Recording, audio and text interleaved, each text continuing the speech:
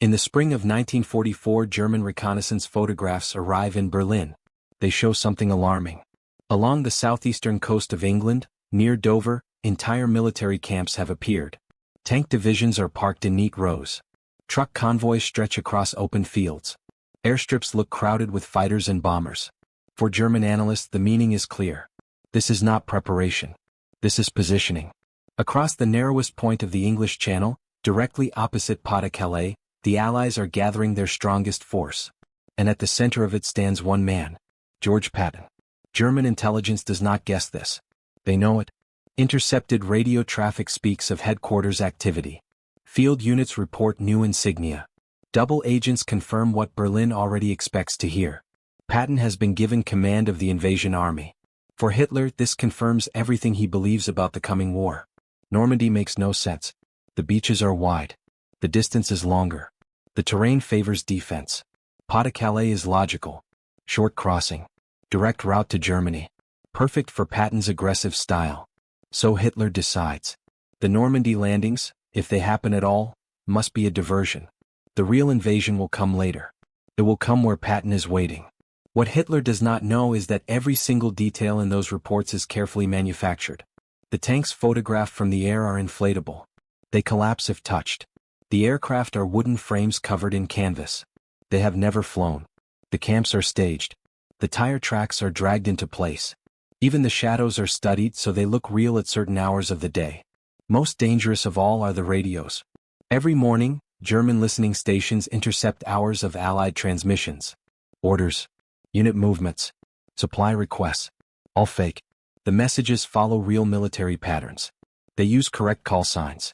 They even include mistakes, on purpose. Because real armies make mistakes. This phantom force has a name, 1st U.S. Army Group. And it has a commander, Patton. Patton knows his role. He understands the incident unfolding is bigger than any battlefield. He appears publicly in England. He inspects troops. He gives speeches. He is photographed deliberately. Each appearance is reported by German agents. Each report strengthens the illusion. Patton is not allowed near the real invasion plans. He is kept away from Normandy entirely. Not because he cannot be trusted, but because he must be believed. On June 6, 1944, Allied forces land in Normandy. The largest amphibious invasion in history begins under fire. Soldiers die in the surf. The outcome is uncertain. German field commanders request immediate reinforcements. But in Berlin, Hitler refuses. This is not the main attack. Patton has not moved. The Phantom Army still sits opposite Pas-de-Calais, exactly where it should be. 4 days, German armored divisions remain frozen in place. They wait for Patton. They wait for the real blow. It never comes. By the time Hitler realizes the truth, Allied forces are already pushing inland. The moment to crush the invasion is gone. The fake army has succeeded. Not because it fought. Not because it advanced. But because it convinced the enemy to do nothing at the exact moment action mattered most. This was not a trick for the sake of trickery. It was a precise incident. A calculated lie aimed directly at Hitler's expectations. And it worked completely. An army made of air held back real tanks. A general commanding nothing shaped the fate of Europe. This is where the story truly begins. By early 1944, Europe is holding its breath. The war has turned, but it is not yet decided. Germany is wounded, not defeated. And everyone knows the next Allied move will decide everything. Across the English Channel, the German High Command studies one region more than any other. Southeastern England. Counties like Kent and Sussex are watched relentlessly. Aerial photographs are taken again and again.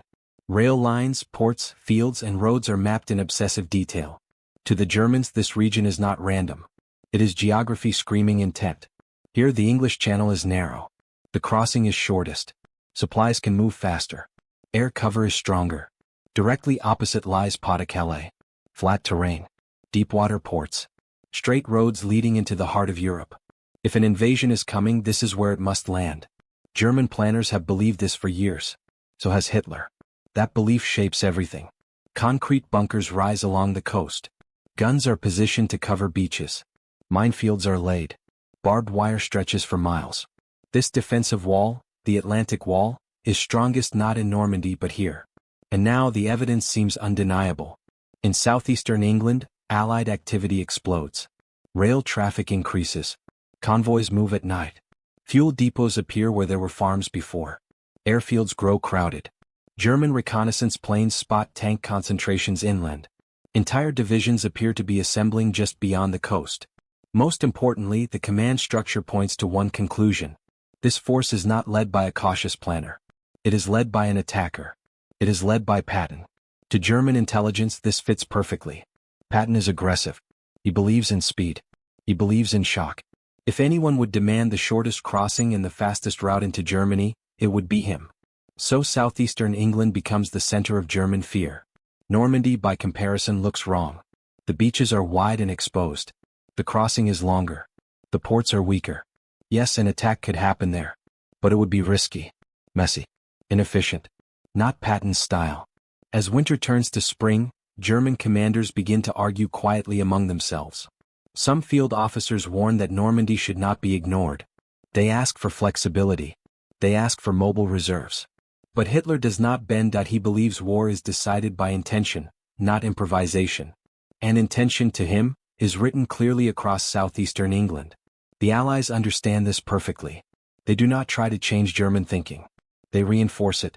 Every movement in southeastern England is designed to be seen. Trucks are driven in circles to leave tracks. Fake supply dumps are placed in open view. At certain times of day, dummy tanks are positioned so their shadows look real from the air. The goal is not subtlety. The goal is confirmation.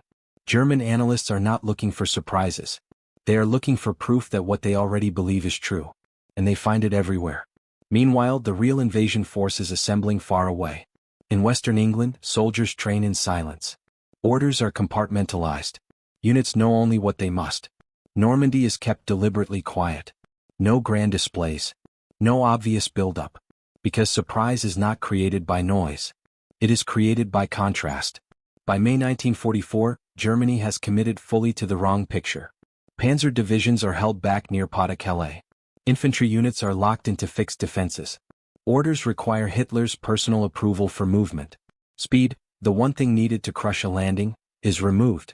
All because southeastern England looks too dangerous to ignore. The knife's edge is not Normandy's beaches. It is the thin line between action and hesitation. And Germany is standing on the wrong side of it. As June approaches, Allied planners know one thing with certainty. If Germany reacts quickly, the invasion fails.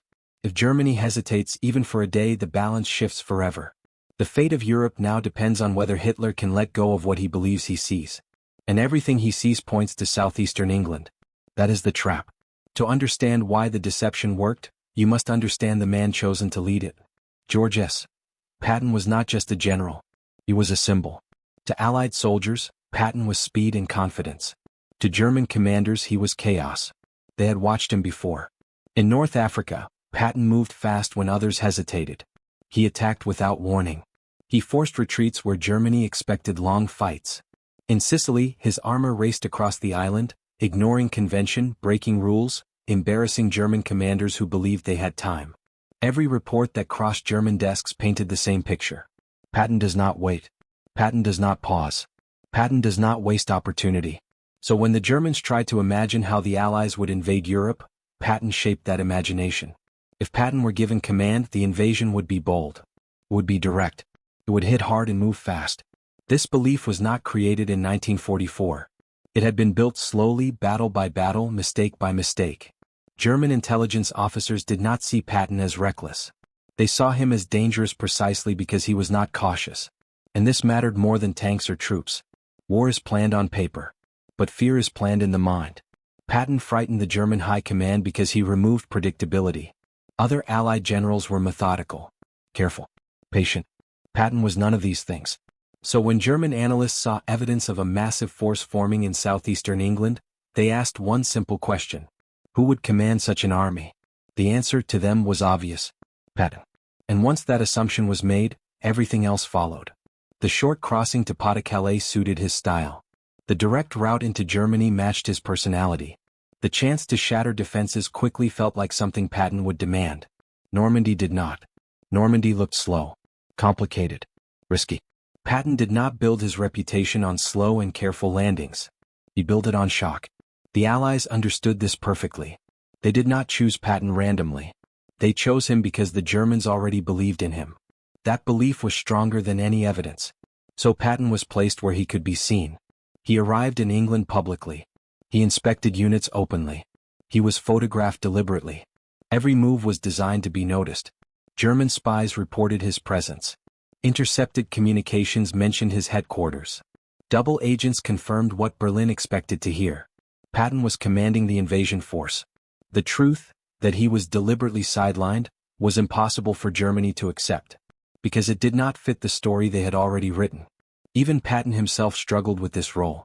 He wanted action. He wanted combat.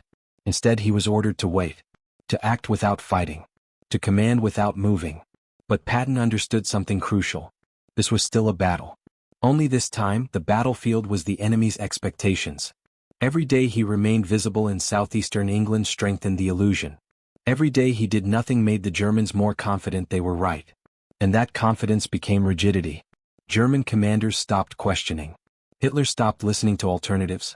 Patton's reputation had locked their thinking into place. This is why the fake army did not need realism in every detail. It only needed Patton at the top. Once his name was attached, logic took over. Germany did the rest themselves. They reinforced Pas-de-Calais. They held back reserves. They waited. All because one man's past victories shaped their future mistakes. Patton never fired a shot as commander of this phantom army. But his reputation fought every day. And it fought exactly where the Allies needed it to. At the center of the deception sits one man's certainty. Adolf Hitler does not see the war the way his generals do. He does not think in probabilities. He thinks in convictions. By 1944, Hitler believes he understands the enemy better than anyone around him. He believes the Allies are cautious. He believes they fear losses. And most of all, he believes they will choose the logical path. That belief leads him again and again to one place. Pas-de-Calais. The shortest crossing. The strongest ports. The fastest road into Germany. To Hitler, Normandy is a distraction. A feint. A test. But Pas-de-Calais is destiny. And destiny in his mind has a commander. George Patton. Hitler does not study Patton the way historians will later. He studies him emotionally. Patton represents everything Hitler respects and fears in an enemy. Aggression. Speed. Confidence bordering on arrogance. Hitler believes great wars are decided by bold men. So when German intelligence reports that George Patton is in southeastern England, commanding a massive force, Hitler does not ask questions. He feels relief. The war still makes sense. Every report that reaches him reinforces this feeling. Aerial photographs show tank concentrations. Signals intelligence detects heavy radio traffic. Agents confirm headquarters activity. Each piece fits neatly into the story Hitler already believes. And once Hitler believes something, he defends it fiercely. German field commanders raise concerns. They point out that Normandy has been lightly defended. They argue that Allied air power could make any landing possible. They warn that flexibility is essential. Hitler rejects this thinking. Flexibility is weakness. Doubt is failure. He orders his panzer divisions to remain near Pas-de-Calais. He forbids commanders from moving reserves without his approval. In doing so, he removes the one thing Germany still possesses. Speed. The Atlantic Wall becomes a prison of concrete. Strong but immobile. Hitler believes he is forcing the Allies into a predictable path. In reality, he is trapping himself. The deception works because it aligns perfectly with Hitler's psychology. The Allies are not trying to change his mind. They are feeding it. Every fake tank confirms his logic. Every intercepted message confirms his confidence. Every sighting of Patton strengthens his certainty. Normandy, meanwhile, remains quiet. Too quiet. To Hitler, that silence is proof. If George Patton has not moved, the real invasion has not begun. So when June 6 arrives and reports flood in from Normandy beaches, Hitler does not panic. He dismisses them. This is not Patton.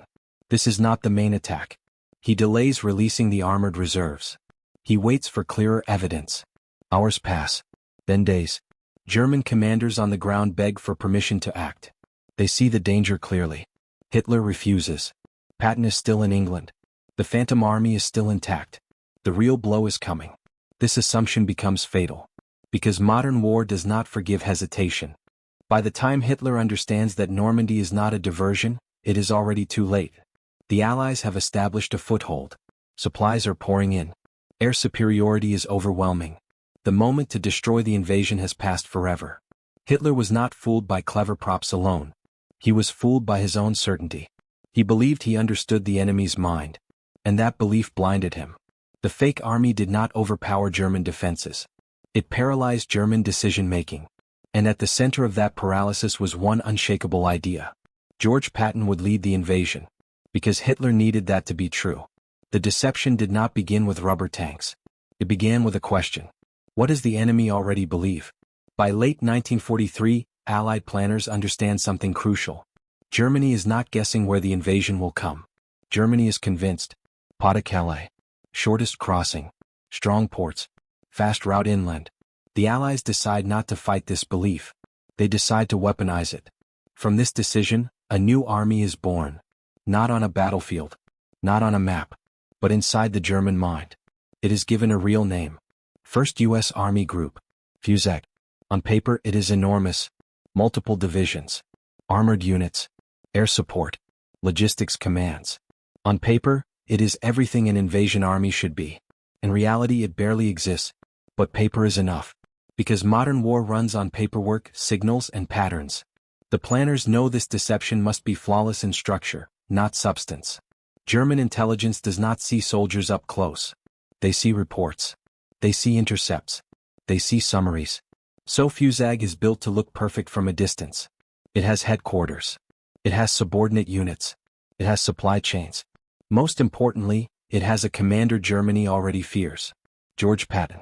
His assignment is no accident. It is the center of gravity. Without Patton, Fuseg is suspicious. With him, it is inevitable. The Allies understand that the fake army does not need to fool everyone. It only needs to fool the right people at the right level. German intelligence analysts, German high command, and above all Hitler. Every element of Fuseg is designed backward from German expectations. If Germany expects tanks, tanks must appear. If Germany expects radio traffic must sound correct. If Germany expects Patton to behave aggressively, Patton must be visible. Nothing is improvised. Everything is rehearsed. Special units are assigned to deception full-time. Artists, engineers, and signal experts are brought together. This is not a side project. This is a strategic operation equal in importance to the invasion itself. The deception planners know something else. German intelligence has blind spots. They rely heavily on aerial reconnaissance. They trust intercepted communications. They value consistency over contradiction. So the Phantom Army is designed to be boringly convincing. No dramatic movements. No sudden surprises. Just steady build-up. Day after day. Week after week. Exactly how a real invasion force would behave. The fake army is positioned carefully in southeastern England. Close enough to the coast to threaten Pas-de-Calais. Far enough inland to look secure. Real soldiers are mixed with fake units. Real vehicles pass through fake camps. The line between truth and illusion is deliberately blurred. Even Allied troops nearby are often unsure what is real. And that uncertainty is intentional. Because secrets leak. And this deception depends on leaks. German spies are allowed to see certain things. Double agents are fed specific information. Not too much. Not too clean. Real intelligence is messy. So the fake intelligence must be messy too. Mistakes are planted.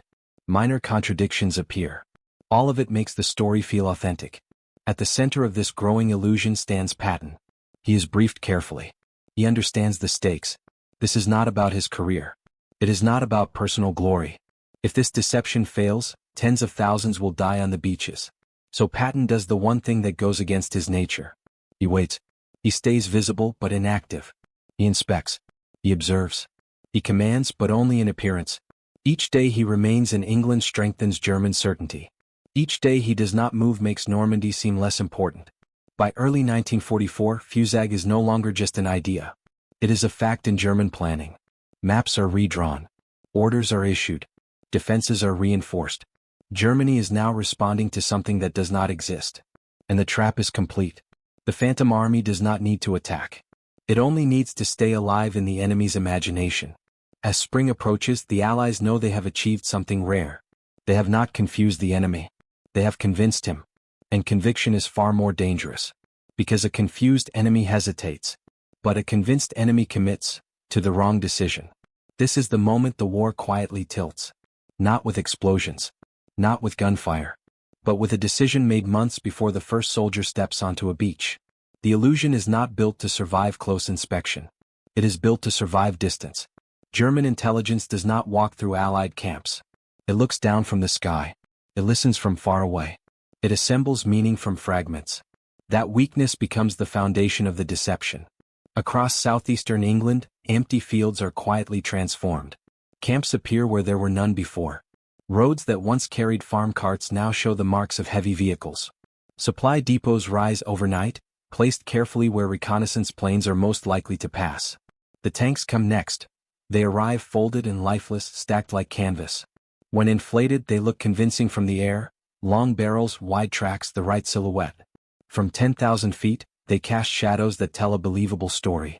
They are positioned in rows, spaced correctly, angled as real armor would be. If a storm hits, crews rush out to re-anchor them. If one deflates, it is replaced before daylight. Nothing is left to chance. Nearby, aircraft appear on makeshift airfields. They cannot fly. They do not need to. Their job is to sit still and be counted. Painted carefully, shaped precisely, they give the impression of growing air power supporting an imminent invasion. The camps buzz with activity, but only at the right moments. Trucks drive predictable routes. They stop where a camera might see them. They turn around and repeat the process. Tire tracks are dragged deliberately through mud. Footpaths are worn into grass. Smoke rises from kitchens at regular intervals. Everything suggests routine. Nothing suggests urgency. That is important. Real armies preparing for invasion are not frantic. They are methodical, slow, predictable. The illusion copies that rhythm exactly. But the most powerful part of the deception cannot be seen at all. It is heard. German listening stations intercept Allied radio traffic every day. They do not hear content clearly. They hear patterns, volume, density, routine. So the Allies build a radio war. Operators transmit messages using real procedures. Call signs change at realistic intervals. Traffic increases gradually, then stabilizes. Supply requests come in. Maintenance reports follow. Entire conversations unfold that mean nothing, but sound exactly right. Even silence is used carefully. There are moments when radio traffic drops. That drop suggests planning meetings, reorganization, preparation. German analysts note these patterns and nod in agreement. This is how a real army behaves. The deception planners understand that perfection is suspicious. So they add flaws. A unit requests supplies twice. A message is slightly delayed. A call sign is corrected mid-transmission. Small human errors that make the system feel alive. At the same time, controlled leaks are allowed to escape. German spies operating in Britain are not all arrested. Some are watched. Some are fed information indirectly. They see camps from a distance.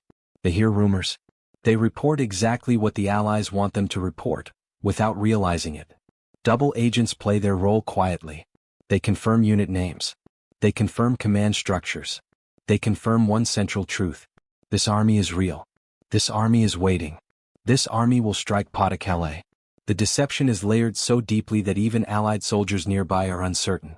Some train next to fake units. Some march past inflatable armor without being told it is fake. That uncertainty is intentional. If Allied troops are unsure, enemy spies will be too. Above all of this stands patience. Nothing dramatic happens. Nothing changes suddenly. The phantom army grows slowly just as a real force would. Weeks pass. Months pass.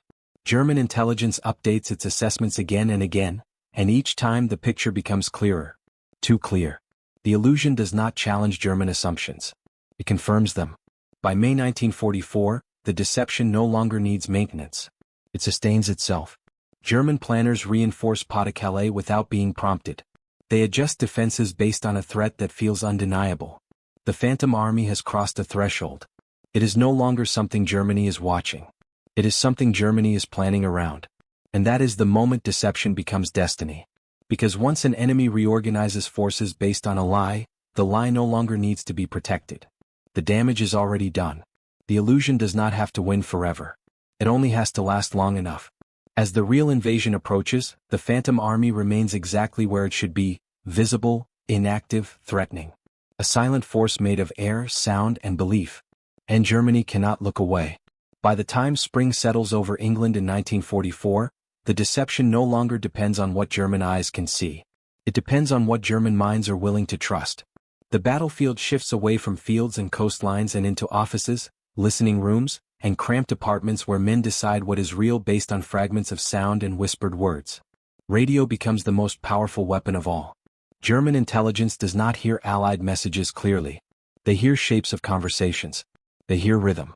They hear volume rising and falling like breathing. From this they build conclusions. The Allies know this, and they design their radio traffic the way a composer writes music, with structure, repetition, and controlled variation. Every day hundreds of transmissions flow across the airwaves. They reference unit numbers, supply requests, training schedules, and administrative problems that sound boring, ordinary, and therefore authentic. No dramatic invasion orders are broadcast. No obvious signals of urgency appear. The army sounds like it is waiting, organizing, preparing patiently for a future strike. That future, German analysts conclude, must be Pas-de-Calais. The radio operators handling this deception are trained to think like German listeners. They know when to speak too much and when to fall silent. They know that long stretches of quiet suggest planning and command conferences. They know that sudden bursts of activity imply movement. Each choice is deliberate, measured, and timed. Mistakes are added on purpose. A transmission repeats a call sign incorrectly and is corrected. A unit reports a delay caused by weather. Another complains about vehicle maintenance. These small human flaws convince German listeners that no script could possibly be this detailed. The system feels alive. Feels messy. Feels real. While radios shape patterns, spies shape trust.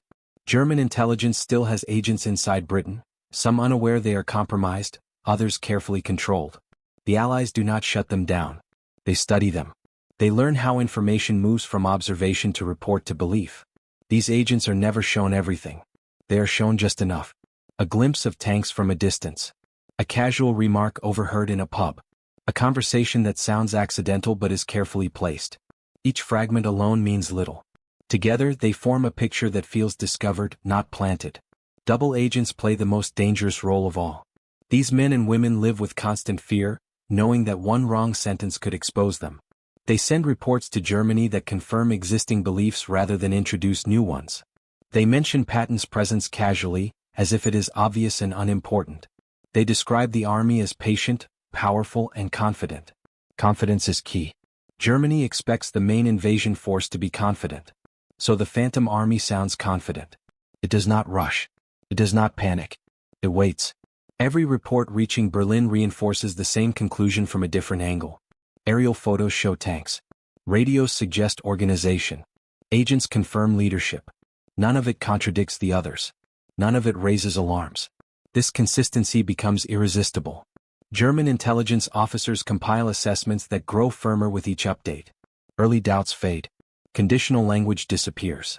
What was once likely becomes certain. What was once possible becomes inevitable. And these assessments climb upward through the command structure. By the time they reach the highest levels, they are no longer intelligence reports. They are confirmations of truth. This is how belief hardens. Inside Germany, decisions begin to reflect this certainty. Units are positioned not to react quickly, but to defend decisively at Pas-de-Calais. Armored divisions are held in reserve, waiting for Patton's army to appear. Movement is restricted. Flexibility disappears. All of this happens quietly, without dramatic orders or public announcements. The enemy does not feel tricked. He feels prepared. That is the deception's greatest success. A deceived enemy might question. A confident enemy waits. As June approaches, the flow of intelligence does not change. There is no last-minute surge of radio traffic. No sudden silence. Nothing to suggest that something immediate is about to happen elsewhere. Normandy remains, in German eyes, a secondary concern. The war of signals has done its job. When the first reports of landings arrive on June 6, they clash with months of reinforced belief. The radios in southeastern England still hum with routine. Patton has not moved. The Phantom Army remains intact. So German leaders hesitate. They tell themselves what they have been telling themselves for months. This is not the main attack. This is a diversion. The real invasion is coming later, where the evidence points, where Patton waits. The radios keep talking. The spies keep reporting. The illusion holds. And while Germany listens to ghosts, real soldiers fight and die on the beaches of Normandy, buying time with blood. The war of signals does not make noise. It does not explode. But in those crucial hours, it weighs more than artillery. Because it keeps Germany listening instead of moving. And in modern war, the side that moves last often loses everything. For George Patton, silence is a punishment. He is a man built for motion, for noise, for speed and impact. Yet in the most critical weeks of the war, his greatest weapon is restraint. Patton knows he is being watched, not by the enemy alone but by history. Every appearance he makes, every mile he travels, every word spoken in public carries weight far beyond its surface meaning. His job is no longer to attack. His job is to be seen not attacking. That discipline does not come naturally. He wants to be where the real soldiers are training. He wants to be part of the invasion planning. He wants command that leads to movement. Instead, he is deliberately excluded. The reason is simple and ruthless. If Patton knows too much, he might act. If Patton acts, Germany might doubt. So he is kept at arm's length from Normandy. Not as a punishment but as a safeguard. His ignorance protects the deception as much as his visibility sustains it. Patton understands this even if he resents it. He plays the role precisely. He visits camps that do not matter. He inspects units that will never fight. He delivers speeches to formations whose purpose is theater. He does not complain publicly. He does not demand reassignment. He does not push for action. Every instinct tells him this is wrong. But he obeys. Because this is a different kind of battle. German intelligence watches him closely. His movements are tracked. His presence in southeastern England is reported again and again. Each sighting strengthens the story Germany already believes. Patton is where he should be. Patton is waiting. Patton is preparing. The longer he stays, the more convincing the illusion becomes. There is a quiet cruelty in this role. Other commanders are praised for planning. Others prepare for history's spotlight. Patton stands still and waits to be useful by not being useful. He knows that if the invasion succeeds, his contribution may never be understood. There will be no dramatic footage of his role. No battlefield maps showing his advance. No clear moment when he wins something. His success depends on absence. On doing nothing at exactly the right time. Inside him, frustration builds. He writes letters. He studies maps he is not allowed to use. He drills units that exist only to be seen. But Patton also understands fear. He understands how reputation works. He knows the Germans expect him to strike hardest, fastest, and most directly. So he becomes exactly what they expect. He looks confident. He looks impatient. He looks ready. He allows rumors to circulate. He allows assumptions to grow. He does not deny anything. That silence speaks louder than any speech. As June approaches, the pressure increases. Patton senses something coming. He knows the invasion is near, even if he does not know where or when. The waiting becomes heavier. Every day feels stolen from action. Yet he holds his position. Because moving too soon would ruin everything. When June 6th arrives, Patton is still in England. He hears the news like everyone else. Allied forces have landed in Normandy. For a moment, the urge to move is overwhelming. Every instinct screams that this is the moment to strike, to push, to exploit momentum. But he does nothing. And that inaction becomes decisive. German intelligence reports continue to flow. Patton is still visible. His army has not moved. The conclusion in Berlin feels obvious. Normandy is not the main attack. Patton's restraint, measured over weeks and months, now buys the Allies hours.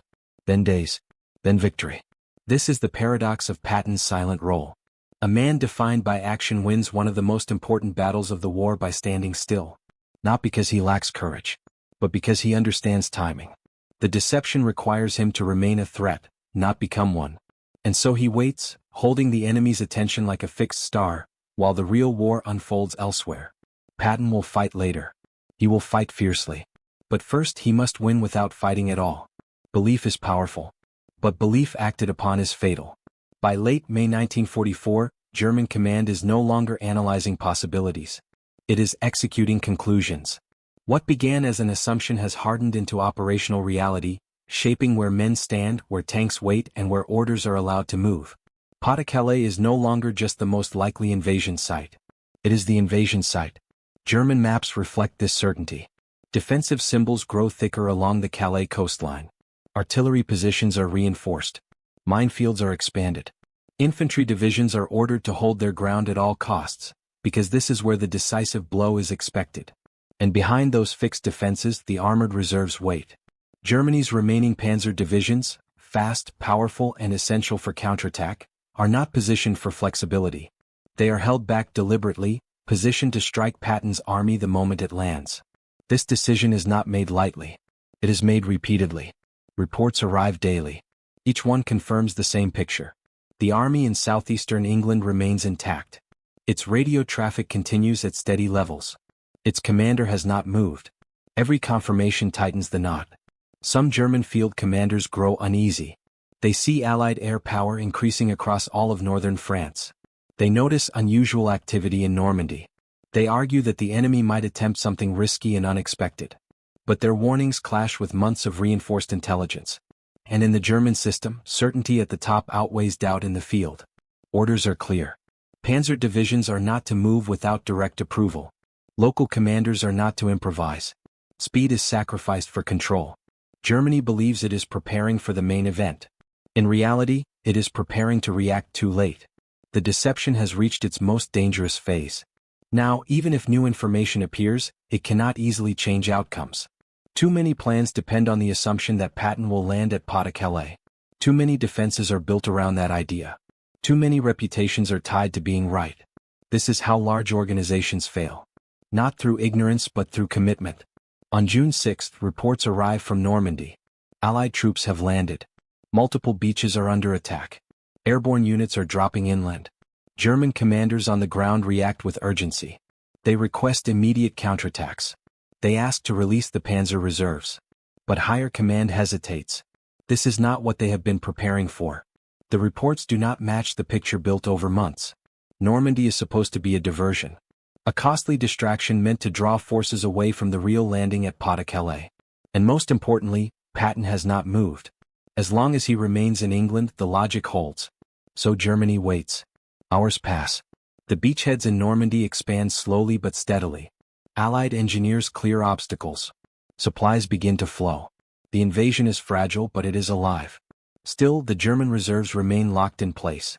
This hesitation is not caused by confusion. It is caused by confidence. Germany believes it understands the situation better than the reports coming in.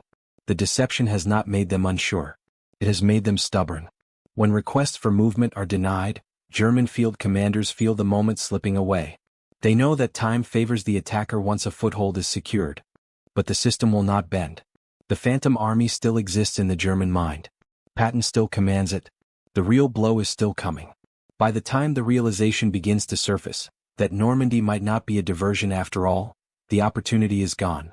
Allied forces have pushed inland. Air superiority is overwhelming. The beachheads are connected.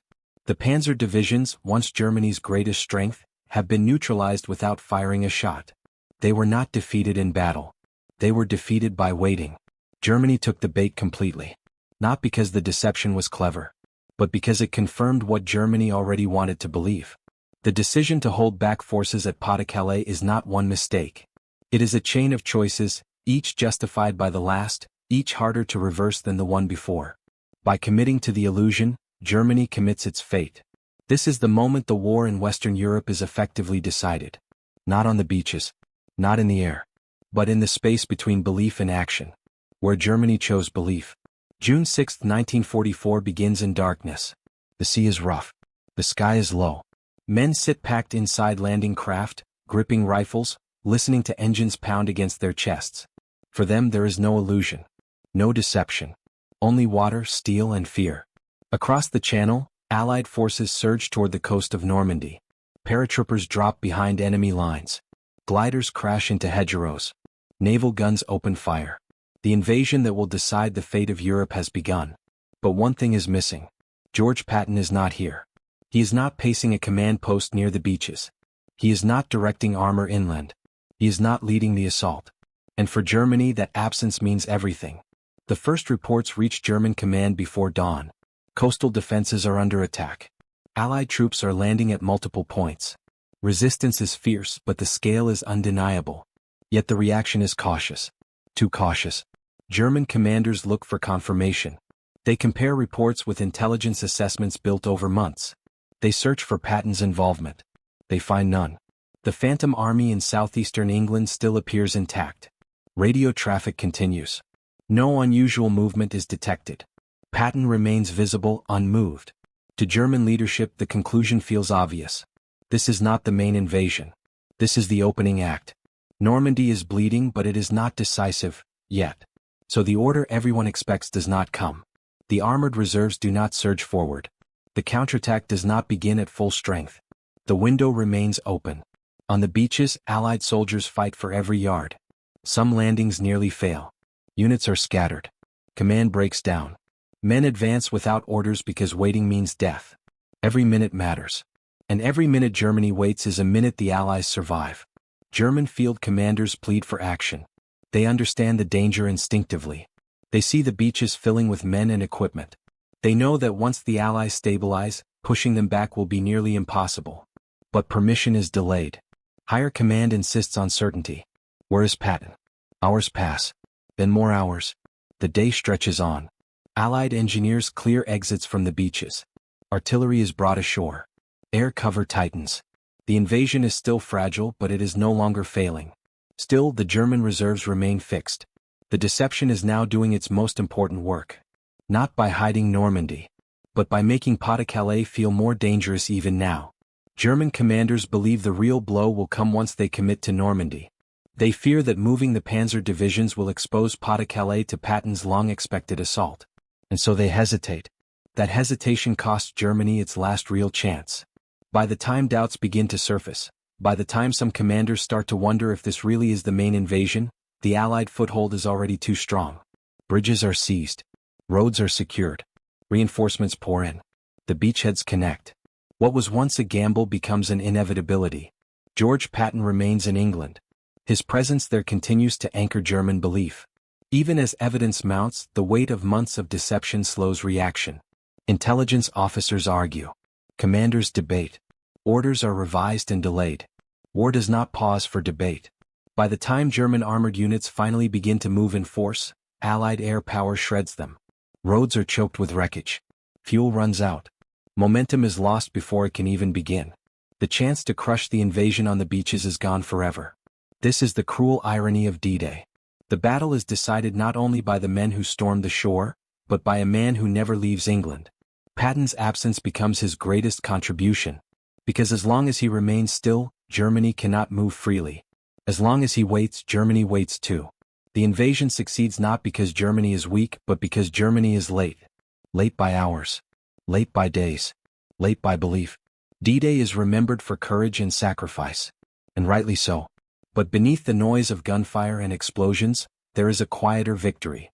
A victory won by patience. By illusion. By understanding the enemy's mind better than the enemy understands himself. George Patton does not command a single landing craft on June 6. Yet his shadow stretches across every beach.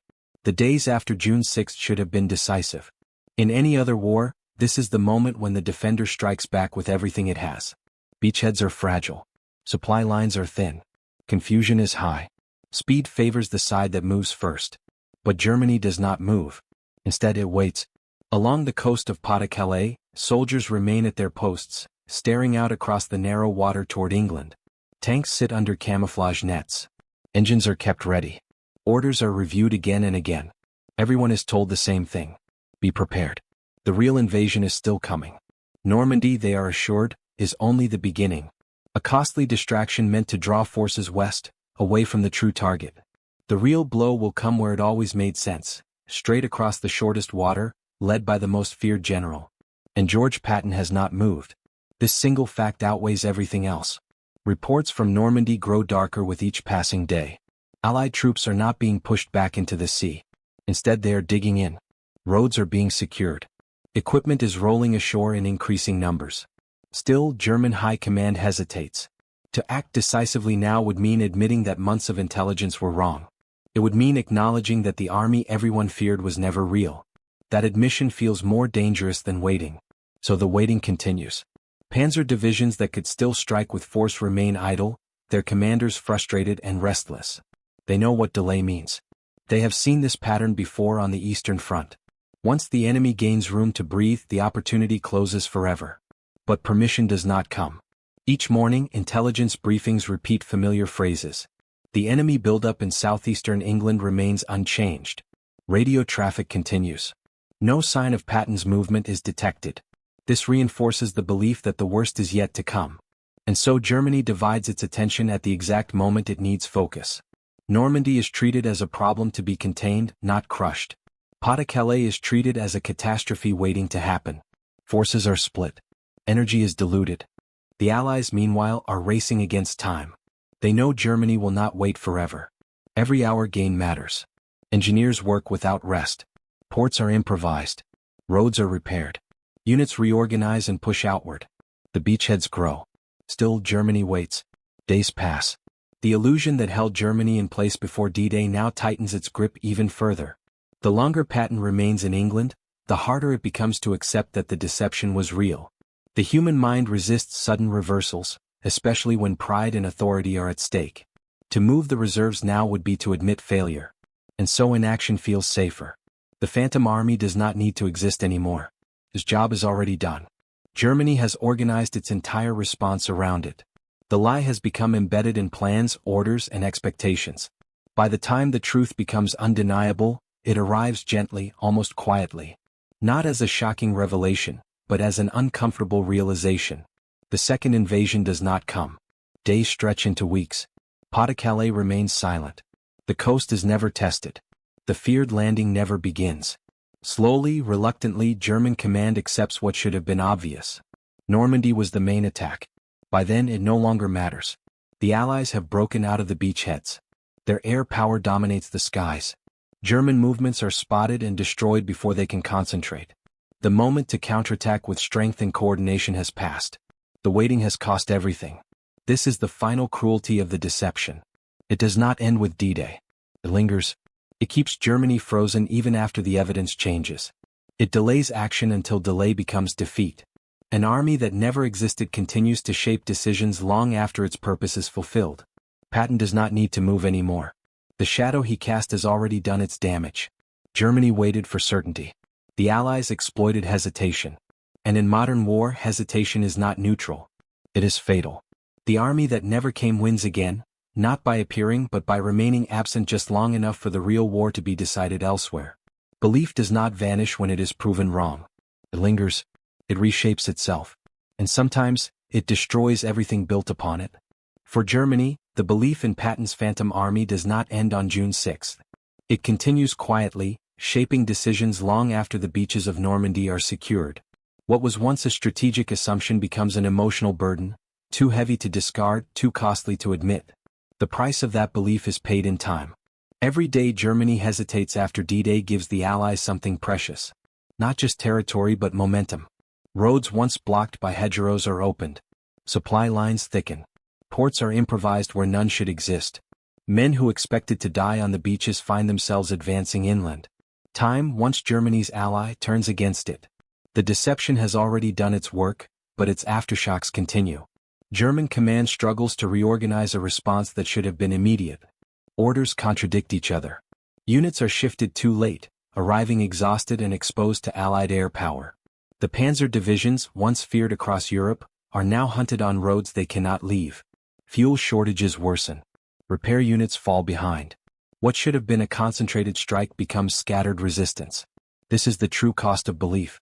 Not just being wrong, but being wrong for too long. Germany does not collapse in a single moment. It erodes. The deception has not destroyed its army directly. It has forced Germany into a posture where every choice comes late and every correction costs more than it saves. Meanwhile, the Allies press forward with growing confidence. They understand now that Germany missed its chance. The fear that once haunted Allied planners, that the invasion might be thrown back into the sea, begins to fade. In its place comes something just as powerful. Certainty. The same force that paralyzed Germany now fuels the Allies. They push harder. They take risks. They move faster. The irony is complete. Germany, once confident, now doubts. The Allies, once uncertain, now believe. This reversal shapes the rest of the campaign in Western Europe. Battles are still fought. Men still die. But the strategic outcome is no longer in question. The direction of the war has been set, not by a single clash, but by a decision delayed beyond recovery. Historians will later point to many reasons for Germany's defeat in the West. Air superiority, logistics, industrial strength. All are true. But beneath those factors lies something quieter and more human. Germany trusted its expectations more than unfolding reality. It believed that war would follow logic. That enemies would behave as expected. That fear could be mapped and controlled.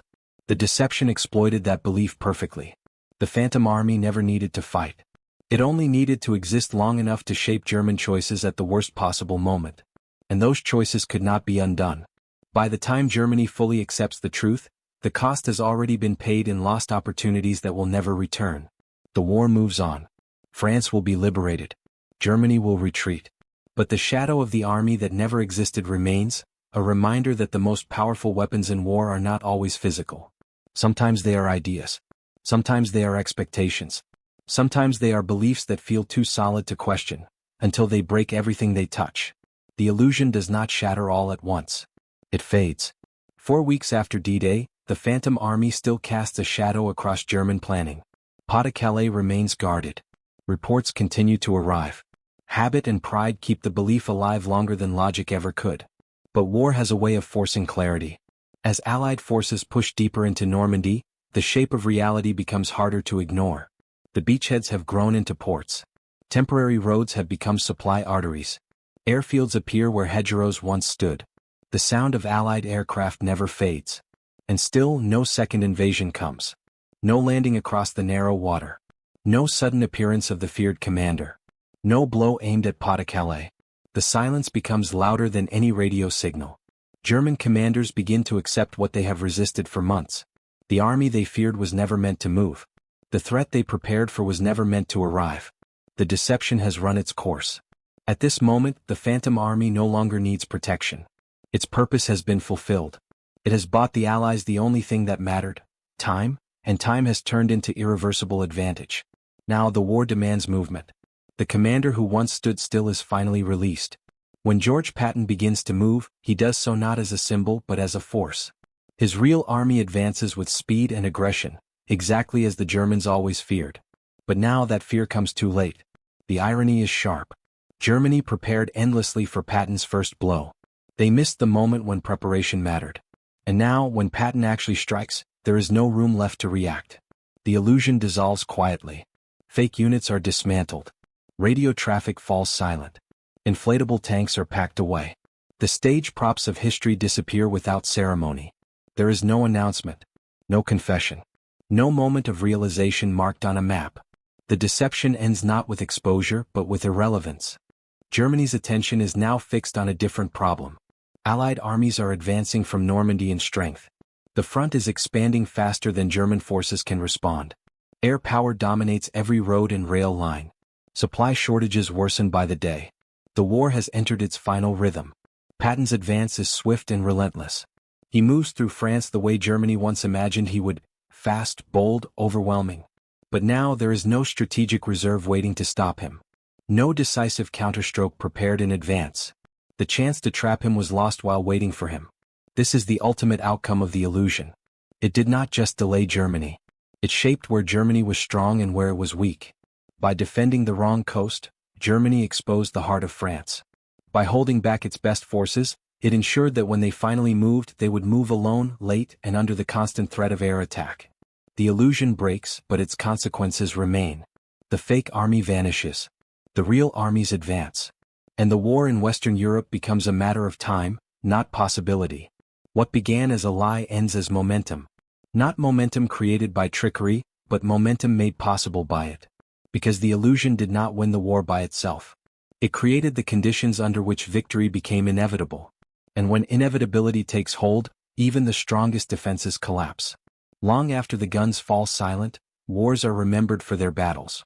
Maps show arrows. Dates mark victories. Names are carved into stone. But beneath every movement on a map lies something far less visible. A decision. And beneath every decision lies a belief. The story of the fake army that held Germany in place is not just a story of clever planning or elaborate props. It is a story about how humans interpret the world, and how those interpretations can decide the fate of nations.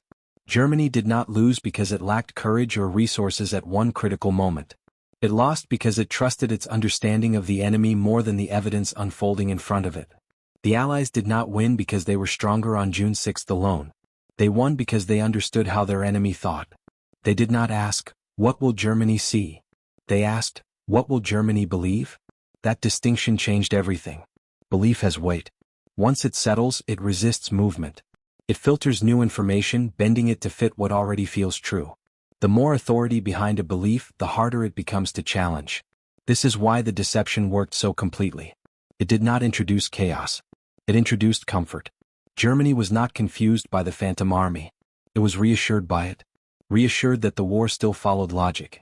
That the enemy would behave as expected. That preparation would be rewarded. That reassurance was deadly. In war, the most dangerous enemy is not the one you do not understand. It is the one you think you understand perfectly. The illusion exploited pride, habit, and fear in equal measure. It allowed Germany to feel in control even as that control slipped away. It encouraged waiting when action was required, and caution when boldness might have saved the situation. This lesson extends far beyond 1944. Every conflict, ancient or modern, is shaped by perception. Armies do not react to reality directly. They react to their understanding of reality. And that understanding can be shaped, guided, and sometimes completely manipulated. Weapons destroy bodies. Beliefs paralyze minds. The fake army did not win by overpowering German defenses. It won by occupying German attention. It held their focus in the wrong place at the most critical moment. That is a form of victory rarely acknowledged, because it leaves no ruins behind. No battlefield can show where it happened. No monument marks its turning point. Yet its impact is undeniable. The war in Western Europe turned not just on beaches and hedgerows, but on assumptions made in offices and bunkers, far from the sound of gunfire. This is why the story still matters. Because the tools of deception have changed but the human mind has not. We still seek patterns. We still trust what confirms our expectations. We still resist information that forces us to admit we were wrong. The fake army succeeded because it understood this deeply human weakness. And in understanding it, the Allies turned patience into power. Some victories are loud. They are announced by explosions, by shouting crowds, by flags rising over broken ground. They leave behind ruins that can be photographed and counted. This victory is different. It leaves almost nothing to see. No battlefield marks where it happened. No frontline shows where it was won. No single moment announces its success. And yet, without it, the war in Western Europe may have ended very differently. The fake army never crossed the channel. It never fired a shot. It never lost a soldier. But it changed the course of history. By standing still, it forced the enemy to hesitate. By existing only in belief, it held back real tanks, real men, and real decisions at the exact moment they were needed most. This was victory without battle. The soldiers who stormed the beaches of Normandy carried the weight of the war on their backs. They paid for every mile with blood and courage. Their sacrifice made the invasion possible. But behind that sacrifice stood something quieter. Time. Time bought by deception. Time bought by patience. Time bought by understanding the enemy better than he understood himself. George Patton would later fight fiercely across France, moving faster than anyone thought possible. That is how history remembers him. But before all of that, he won one of the most decisive battles of the war without ever leaving England. He won it by being exactly where the enemy expected him to be. The illusion faded. The war moved on. And the fake army vanished from fields and airwaves alike. But its lesson remains. Wars are not decided only by strength. They are decided by judgment. They are decided in the moments when leaders must choose whether to act or wait, whether to trust evidence or expectation, whether to accept uncertainty or cling to belief. In 1944, one side chose flexibility. The other chose certainty. That difference shaped the future of Europe. The army that never existed reminds us of something unsettling but true. The most powerful force in war is not firepower. It is the human mind. And the most decisive victories are sometimes the ones no one sees, except in their consequences. The fields of southeastern England are quiet now. The beaches of Normandy are calm. But for a brief moment in history, silence itself was a weapon. And it won.